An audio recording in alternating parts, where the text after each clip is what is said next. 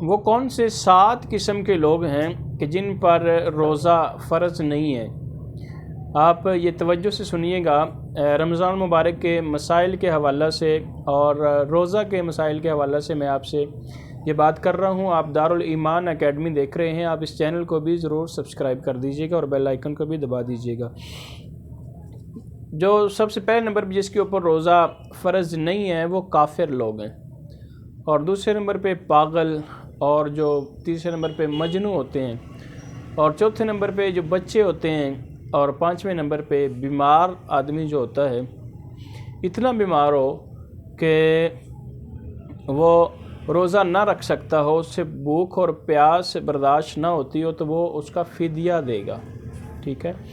اور اس کے بعد جو عورت ہوتی ہے حائضہ، یعنی کہ نفاس میں ہوتی ہے، تو اس کے اوپر بھی روزہ فرض نہیں ہوتا۔ جب وہ باہر نکل آتی ہے تو اس کے بعد وہ اس کی قضا کرے گی۔